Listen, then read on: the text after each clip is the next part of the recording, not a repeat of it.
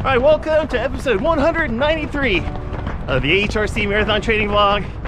NK here with Coach Alex, Evan, and Cole. It's Saturday, October 28th, 2023, and we're on a nice and comfy 7-mile recovery run.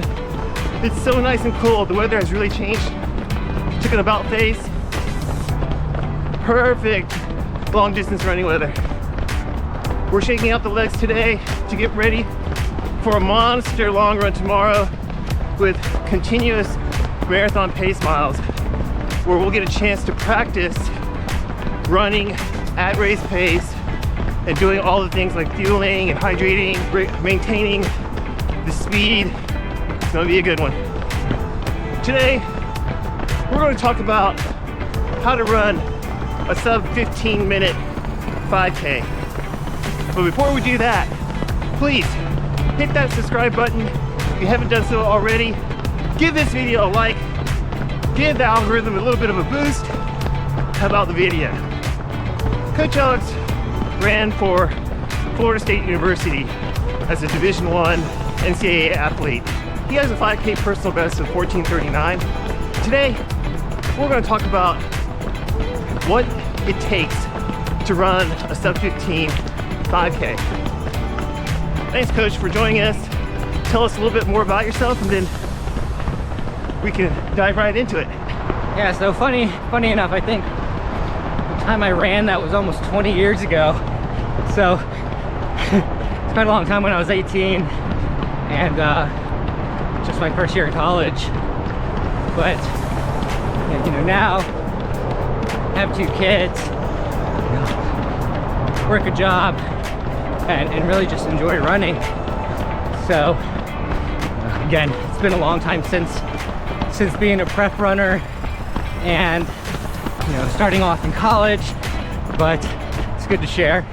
So I think one of the key things is always consistency with anybody of any level. Kind of going into my first year of college, and I went when I was young, started when I was 17. I had 4 good years of high school and progressively got faster. But aside from needing to stay healthy and then maintaining some mileage, the 5K doesn't require a whole bunch, maybe 55, 60, especially as a 18-year-old. Really key workouts would be workouts on the track, and kind of similar to the marathon. I mean, you have to get used to that pace. So kind of 14:35 pace for the 5K is about 70 seconds for 40 pace on the track. And key workout we would do, we called it the 70-90, and we would start the season doing 1 lap in 70 seconds, and your recovery would be 90 seconds, which is 6-minute pace. Do that for 4 miles, and we would work up, go to about 5, and then speed up the fast laps, maybe to about 67, 68. And so, I mean, I think it's just so key to dial into the pace that you want to run. Something like the 5K though, you got 12.5 laps around the track, or even if you're running the road, to get used to that pace. But one thing that's often overlooked is not to really slam down the rest, meaning really keep an active rest.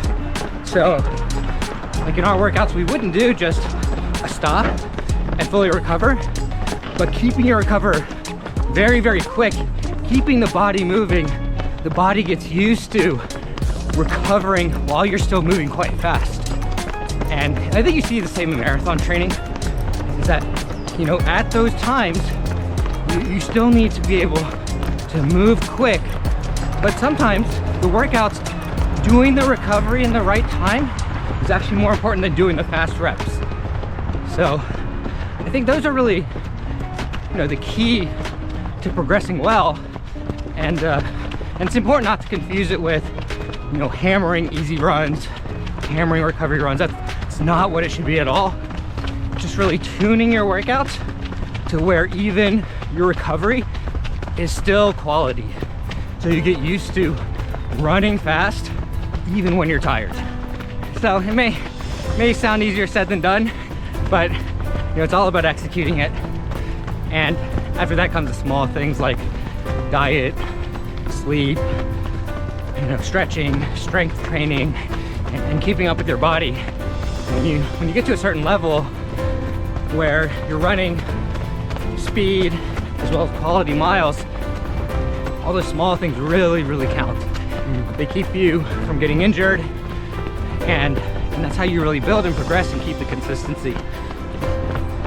I think people who are interested in cross country and track and field and who have a goal of running competitively will really appreciate your advice and how you're able to kind of narrow it down to like one really big training aspect, and also just that fact that all the little things really help you to maintain and keep growing and progressing. I really love that.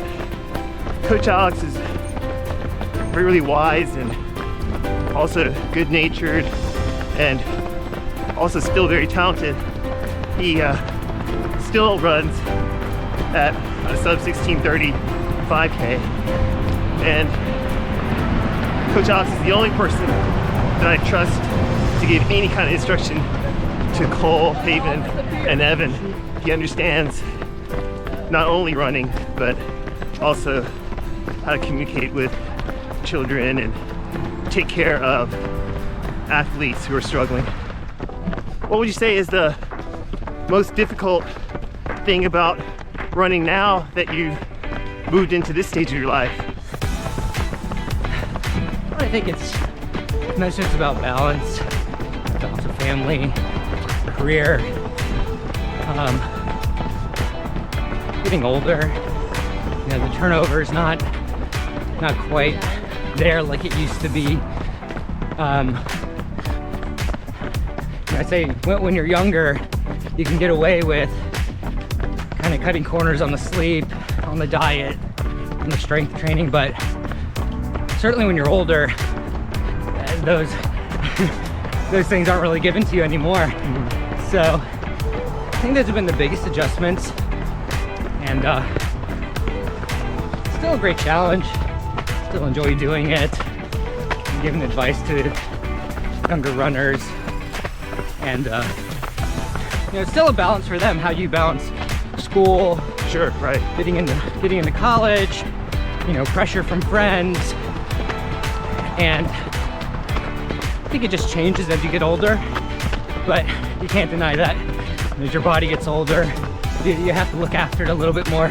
Whether you're running an 18-minute 5K like Evan, or a sub-18 5K like Cole, or a 14:39 like Coach Alex, or even a 16:20 like present-day Coach Alex, I think Coach's advice for the 5K and for running in general is good for everybody.